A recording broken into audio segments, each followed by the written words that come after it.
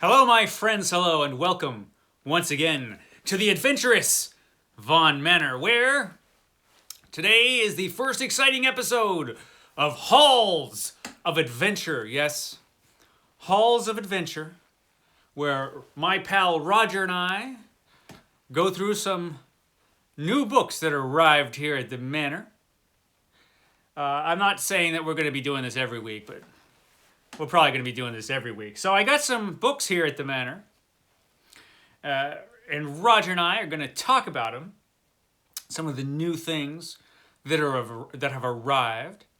I've got a few books here, not too many. One thing about Halls of Adventure, we're taking over for the old series that we were doing, the books that time forgot, where I was going through the books that I already had. These episodes will probably be shorter, which is probably a good thing. Not to have gigantic half-hour episodes all the time. So let's just go through the books that have arrived here at the Manor during the past week. Okay, so first thing is this. It's Conan the Barbarian. This is the Conan the Barbarian Omnibus number 7. There have been 7 of these things. These are just gigantic collections of the Conan comic book. Now at this point, this is stuff from the 80s, right? So this is past its heyday in the 70s. This was from 1985 and 86 and 87. So at this point, Conan the Barbarian was still good, but it wasn't close to being as good as it was at one time. So, and it starts getting not so good, frankly, towards the back of this, I'm pretty sure, from what I remember. It's been a long time since I've read these. Literally, some of these I haven't read since the 80s, some of these stories. So, yeah, Conan the Barbarian Omnibus, number 7. They just keep making more of those. What else do I have? Okay, I've got a new penguin. It's not really new. I got this used. This is Pliny the Elder, the older Pliny, and this is Natural History, a selection. So this is not the entirety of Pliny. Pliny the Elder, who had some interesting ideas about animals, all creatures great and small, plants, everything. He had some interesting ideas about that old Pliny back in the ancient Roman Empire. So, yeah, this was going to be my last Sunday Penguin, but I forgot to bring it up to the Rustic Von Lodge. So, the next Sunday Penguin might be this. It might be. But you will see Pliny in an episode of the Sunday Penguin at some point since I got this. I used to have this, and then it vanished because the Phantom of the Library stole my copy. The Phantom of the Library, who haunts the dark halls of Von Manor, will occasionally steal my books. And sometimes he puts them in strange places and I'll find them later, but sometimes they just vanish forever. And this was one of those books that I had and it vanished and there's no sign of it anywhere, and there hasn't been for a while. Damn you, Phantom! So the Phantom of the Library struck again. Hopefully he won't get this copy. Damn Phantom. And all the way from the foreign land of the United Kingdom, I get a book from a booktuber. Books, Songs, and Other Magic is the channel that this guy does. And he is also a poet, and he wrote this novel. This is Out Among the Ice Beacons by Gareth Howells. And he very kindly sent this book to me. There's Gareth right there. And like I said, he has a booktube channel, which is actually pretty great, where he talks about books and songs and other things. Lots of stuff on the different kinds of books that he likes, and music and all kinds of cool stuff. He's done some episodes on TV and stuff. So he talks about all kinds of things. Mostly books, though. And so I'm looking forward to reading this. It was very kind of him just to send this to me. So thank you, Gareth, for this. This is awesome, and I can't wait to read it. Also, in one of his episodes, he was talking about this book, and he made me want to buy it, even though I've never heard of this book at all. This is a book of short fiction, Suddenly a Knock at the Door by Edgar Carrot, who apparently is a big time writer, but I have not heard of him because, you know, it's not 50 years old or whatever. I don't read much new stuff. So I got this book because he talked about it. So yeah, Suddenly a Knock on the Door. Apparently this is a really interesting book. It's not that long and the stories are super short. So that'll be interesting. The next book I got because I had a copy of this next book and it was stolen by the Phantom. The Phantom struck twice. And so I replaced this book as well because I really, really want to read it. This is Colin McCullough from The Thornbirds. She wrote The Thornbirds. And this is The First Man in Rome. And I read this years ago, but I never read the rest of the series. And I remember this being good. But though it's been so long since I've read it, I have to reread it. Because when I read it, I actually didn't know much about the Roman Empire, and now I know an awful lot about the Roman Empire. So I want to read it again, and you know, as an old person, and maybe continue the series. And it's a mammoth, so you know what? This might be good for this year. So Colleen McCullough, The First Man in Rome, and look at that cool cover. It's a cool old-timey paperback cover. You know, back when paperbacks had awesome covers. I like this one. It's very, very historical, vintage cover. So this is cool. I'm looking forward to this. And there were a few books in this series, so yeah, looking forward to that. Yeah, so it's a series about Caesar and ancient Rome. Okay, so the rest of this stuff, I believe, is almost all science fiction stuff. Almost, with like one exception in here. The first one is by H. Beam Piper, author of Little Fuzzy, but this, of course, is Space Viking. That's the Space Viking there, with a very Death Star-looking ship in the back. Now, when you see a book called Space Viking, you pretty much get it, right? That's just what you do with a book called Space Viking. So I got it. Of course I did. It's Space Viking. It's about a Viking in space. A galaxy-wide war had destroyed the old Federation, leaving every surviving world on its own and at the mercy of the Space Vikings. So yeah, of course I got that. Of course I did. The next is a Philip K. Dick novel with an interesting cover. This is The Penultimate Truth by Philip K. Dick. Look at that cover. That's interesting. I know nothing about this book. I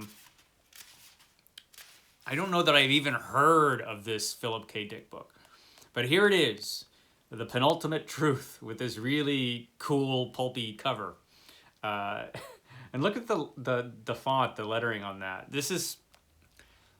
Of course I got it. Of course. Of course. Now here's a book I haven't read and I've always wanted to read.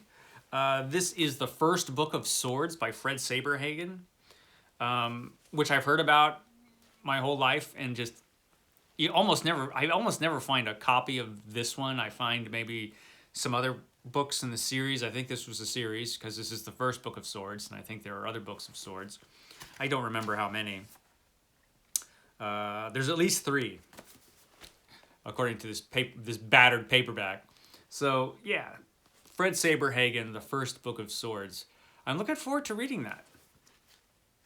Yeah, that looks pretty cool. Looks pretty cool. This next one doesn't look cool. This next one looks ridiculous. This is The Sleeping Dragon, book 1 of the Guardians of the Flame. This tattered old copy that costs nothing. But look at that dragon in the background. I don't even know what to make of him. Now, this is the most generic fantasy novel cover ever. I mean, it has all the generic characters. And I wasn't sure why. but apparently it's about some fantasy role-playing people who are transported by a wizard to inhabit their characters or something. It sounds ridiculous, but it is book 1 of Guardians of the Flame. If it was book 2, why bother? But I mean, why bother anyway? But maybe it's great. Has anybody read this or even heard of it? Let me know. Is it great? It's not great. I can already tell you that. The next one is from Philip Jose Farmer. I got a couple of Philip Jose Farmer books. This is Two Hawks from Earth. There are 2 of them, apparently. But all I see is this one half-naked guy and a big bull. But apparently it's 2 hawks from Earth. That must be, I don't know. He's pointing his gun in the wrong direction. I think he's in trouble, this guy. I hope he has good aim and that he's quick. So this is Two Hawks from Earth by Philip Jose Farmer. It's just one guy. It's Roger Two Hawks. Hey, Roger, you're in this. You look better on this cover.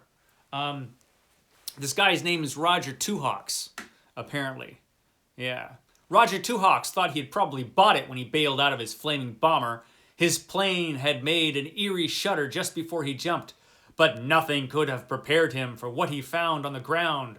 Men dressed in skins, fighting with knives and arrows, speaking no language he'd ever heard. The war, and with it all the rest of the world he knew, had vanished and been replaced by a savage struggle for control of a primitive parallel Earth. So Roger Two Hawks is in some trouble in this one. I've never heard of this, but it sounds amazing. So that's one. I have heard of this one. This is The Stone God Awakens. The Stone God Awakens by Philip Jose Farmer. Look at that cover. That's just awesome. Oh, the old-timey covers. So yeah, this is The Stone God Awakens, also by Philip Jose Farmer. So I got 2 Farmers. Now this book I really wanted to get because this is The Adventures of the Stainless Steel Rat by Harry Harrison. So this paperback has the first 3 stainless steel rat books, which I haven't read in forever. So it's got the Stainless Steel Rat, the Stainless Steel Rat's Revenge, and the Stainless Steel Rat Saves the World. There were more stainless steel rat books, but this is the first 3. And like I said, it's been 100 years since I've read these, so it's kind of cool. It's kind of cool to have this. That's kind of awesome. Okay, the next one is an Isaac Asimov anthology. This is Where Do We Go From Here? 17 great science fiction classics. We've got Heinlein, James Blish, Arthur C. Clarke. And interestingly, this has Arthur C. Clarke's story, The Deep Range, the original short story. I read the novel. I even have a video about it. But I've never read just the short story version of that, so I'm looking forward to that. So yeah, it's got some cool stuff in here. So yeah, I got this. Now, I'm way behind in my Frank Herbert reading. I still have to read the rest of the Dune series. But after that, I'm going to have to move on to his other books, so I picked this up. I was happy to get this. This is Dune, the award-winning author of Dune, Frank Herbert, The Green Brain. I've seen copies of this around forever. I have no idea what it's about, but I've seen lots of copies of The Green Brain, and this one was kind of cool. A little creepy hedge with this guy's face on it. So, yeah, The Green Brain. The Green Brain. It's got to be awesome, right? Now, this next one has a terrible cover. This is Ratifier War by Keith Laumer. Look at that. That's just... I'm not quite sure what to say about this. That's an interesting outfit. So, and how's he even fit in that outfit anyway? I don't know. But I haven't read the book. This is Ratifier War by Keith Laumer. I think there were a couple of Retief novels, and I don't know which one this is, or if they're any good. But I got, I mean, how could you not get it? Look at this guy. How could you not get that? This next one is one I've never heard of, called Ice and Iron by Wilson Tucker. Ice and Iron by Wilson Tucker. I have no idea what this is about, but I got it. Ice and Iron by Wilson Tucker. This next one, I don't think it's science fiction. I'm not sure what this is. This is a gold medal book, which might be some sort of spy or mystery thing, but it's Assignment Moon Girl. The Girl from the Moon. The Russians claimed her because she was half Russian. The Chinese claimed her because she was half Chinese. The Iranians claimed her because she was in their country. The British said she didn't exist, and if she did, she was a liar, a psychotic, or both. So this is a mystery with, I think, a mystery with this guy who is Sam Darrell. And I don't know if Sam Darrell is a detective or a spy or what, but he looks pretty detective to me. So we'll see. I have no idea what this is, but look at that cover. Look at it. Assignment Moon Girl. This next one is a book I used to have and it vanished. A third victim of the Phantom. But this is A Guide to Barsoom by John Flint Roy, which is just a book about Barsoom, Edgar Rice Burroughs' Mars. Edgar Rice Burroughs' Mars book. So this is a book about the world of Edgar Rice Burroughs' Mars. It's like a little guide to Edgar Rice Burroughs' Mars, had all the creatures in it, and it looks really cool. The cover is pretty beat up, but cool. I'm glad actually to have that again. The next one is Immortality Incorporated by Robert Sheckley. Look at this guy. Immortality Incorporated by Robert Sheckley. So, yeah. I don't care what it's about. Look at that guy. So I want to read it just because it has a cool cover, and it's called Immortality Incorporated. How bad could it be? How bad could it be?